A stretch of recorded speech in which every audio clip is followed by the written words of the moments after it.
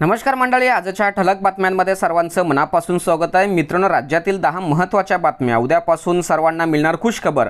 मंगळवार 3 सप्टेंबर 2024 काही मिनिटांपूर्वीच्या बातम्या। मित्रांनो, बातम्यांना सुरुवात करण्यापूर्वी चॅनलवरती जर नवीन असाल तर कृपा करा चॅनलला सबस्क्राइब करा।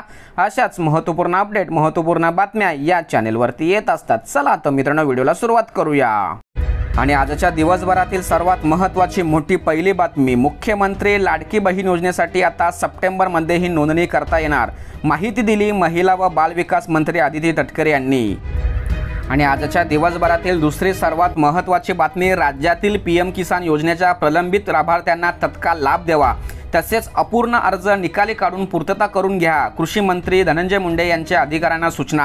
आणि राज्यातील तरुणांसाठी अतिशय महत्त्वाची मोठी बातमी, मुख्यमंत्री युवा प्रशिक्षण योजनेअंतर्गत 1.10 लाखाहून अधिक विद्यार्थ्यांची निवड, तसेच 60,000हून अधिक युवा प्रशिक्षणासाठी रजू, कौशल्य विकास मंत्री मंगल प्रभात लोढा यांची माहिती।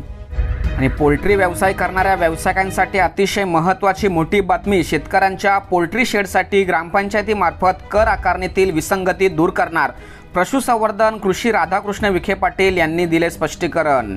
यानंतर अतिशय महत्त्वाची मोठी बातमी, बाप्पाच्या स्वागतासाठी मुंबई, ठाणे व पालघर विभागातून कोकणात जाणाऱ्या चाकरमानांनी पहिली पसंती एसटीला दिली, 4,953 बसेस झाल्या फुल। आणि महाराष्ट्रासाठी अतिशय भयानक आणि धक्कादायक बातमी समोर येते, मंगळवेढा हादरला, 3 मित्रांकडून विवाहितेवर अत्याचार, महिलेने संपवलं आयुष्य, मोबाईलमधून समोर आला धक्कादायक सत्य।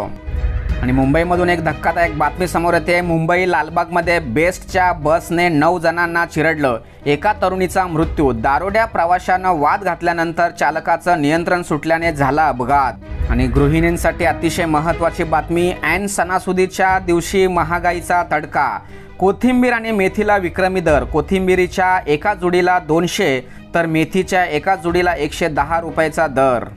आणि राजकीय क्षेत्रातून एक सर्वात महत्त्वाची मोठी बातमी समोर येते, JP नड्डांच्या उपस्थितीतच भाजपामध्ये प्रवेश, मात्र औपचारिक घोषणा नाही, एकनाथ खडसेंचा गौप्यस्फोट, घोषणेची वाट पाहून पुन्हा राष्ट्रवादी सक्रिय होण्याचा इशारा।